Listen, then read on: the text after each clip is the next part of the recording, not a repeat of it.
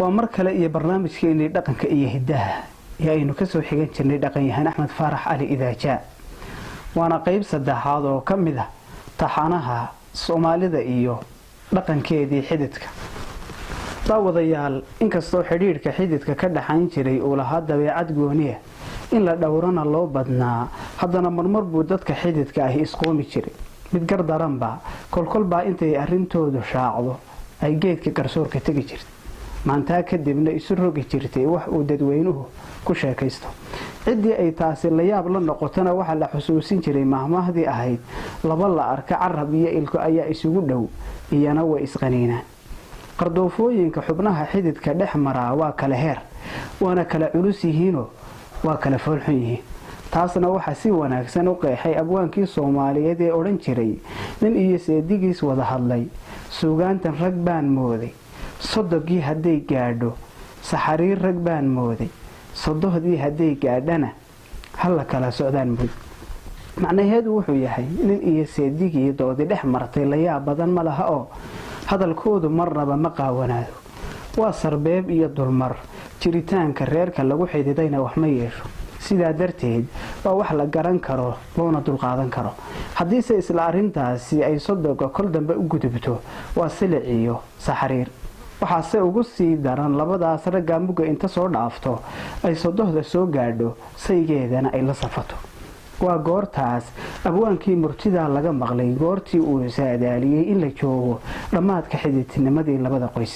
isaga oo leh hadhawaata hase dheeraatee qoys ay sodohdu la colowday inuu burbur ka badbaadaa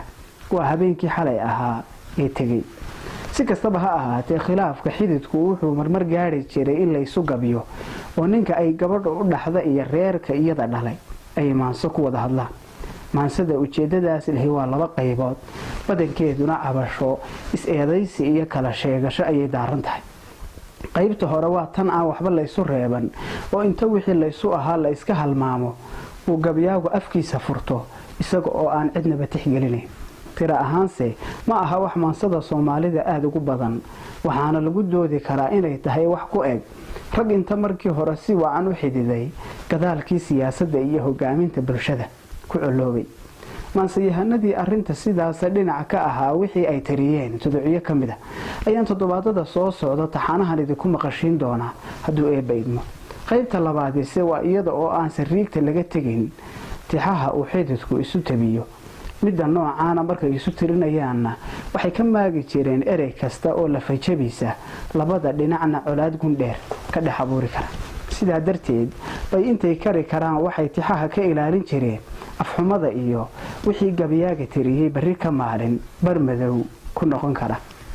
waayeelka miyiga ku soo barbaaray ee maantaba noole siduu og yahay Soomaalidu markay meel u sadcaalayso sahay ma qaadan jirin waxay isku haleyn jireen dhulka ay sii mari doonaan reeraha degan kuwaas oo uu dhaqanku dusha ka saarayay socotada ku soo hooyatay inay sooraan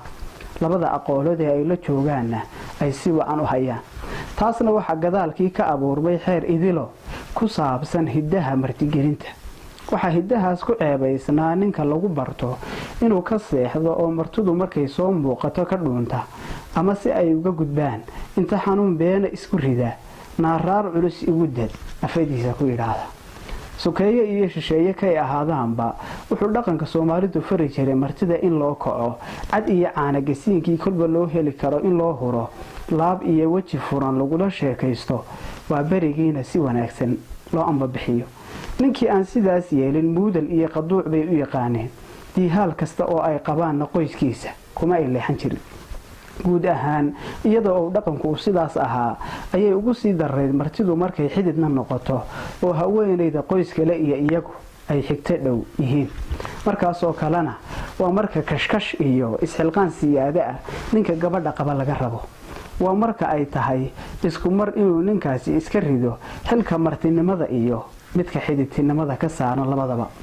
haddii ay sidaas noqon weydo oo martida xididkana ay saluugto sida loo martigeliyay si hufan bay uga gelgelan jireen kolkolna cid gabay taqaanay haddii ay ku jirto waxba laga oran jiray kaftanba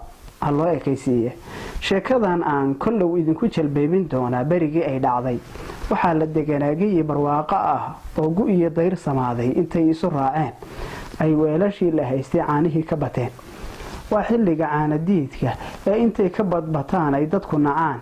oo iyaga iyo dhiilaha ay ku jiraanba isha iyo afkaba laga duwo waa marka calaliska loo jaftoomo ee ruux waliba uu jeclaado hilib ama badar inuu cuno sidaasna uu caanaha kaga nasto iyadoo xilliga sidaas lagu jiro ayaa niman socoto ah wuxuu gobolku ugu dhacay qoys ay xidid ahaayeen oo haweenayda lagu qabo ay isxigeen si wanaagsan buu ninkii reerka lahaa ugu kashkashleeyay fiidkii markay xoolihii u soo guryo galeenna wuxuu hareeraha ka dhigay aagaamo caana ah iyo hadhubgaaladii ay kaga durduuran lahaayeen show seedigood ma dhaadina martidiisu wax aana ka badan bay reerka ka filayeen waxay ka filanayeen inuu u loogi doono oo inta wanshilis loo qalo canaha kasakow ay habeenkaas bari iyo baruurba ka haagi doonaan taasi ma dhicin dabadeedna sidii rag laga seexday iyaga oo u hungaya ayay dhinaca dhulka dhigeen waagu kolkuu u bariyey oo ay anbabaxayeen ayay haweenayda reer kale mid ay ilmaadeer labaad ahaayeen ninkii u seediga ahaa 2 meeris oo gabaya ku tuuro 2 meeris oo uu kaga cabanayo xalay caanihii keligood lagu sooray iyo hilib la'aantii ay ku seexdeen wuxuu yidhi xididka wanbaa loo qalaa laga waraabshaaye haddaad ciir la soo waantideen wacday yeelkii markaas buu ninkii loo martida ahaa ee seedigana loo ahaa isla goobtii ku jawaabay 2 meeris ee loo tiriyeyna ka celiyey 2 uu eedii isaga reebay bulshadii waagaas sidii ay ka markhaati furtay wuxuu yidhi caanaa wanaag lehe haddaan idin waraabshiiyey asaad hilib u weer xidhan tihiin wacada yeelkii sida kuwaas hore niman iyaguna socoto ah ayaa ku soo hoyday reer ay xidid ahaayeen hidaha martigelintu siduu qabayna 2 gelin ka badan in martidu ay reerka dul joogto lama jeclayn waatuu gabyaagu odhan jiray martihii ciiseheed waa habeen reerka loo xulo sida xunsho inay yuurubtaa waa xil iyo ceebe hase ahaatee qoladani intay taa iska hilmaameen ayay golihii dhowr cisho ka hor loo wanaajiyey intay midhaamacaansadeen isaga nagaadeen goor haddaba ay reerkii naftu qabatay ayay isweydiiyeen war maxaynu ka yeelnaa nimankan meesha inoo dhacdiida mid baa yidhi aynu gabadhooda u sheegno iyadu hala hadashee mid kalea yidhi aynu u gabayno labadaas talaba markii ceeb loo arkay ayaa raggii soo jeediyey lagu diiday ugu dambaystiina gabyaa malaha bariyo cadan joogi jiray xoogaa carabi ahna ka soo bowsaday ayaa yidhi tanoo kale gabayla-aan dhici maysee aniga ii daaye aniga ayaa u tirinaya tix aynu ku cilbeello isla markaasna aan xaalinigu raacin waxaan isugu barxayaa af Soomaali iyo af Carabeed aanay garan karin oo maxaad oran lahayd ayay weydiiyeen markaas buu yidhi waxaan ku oran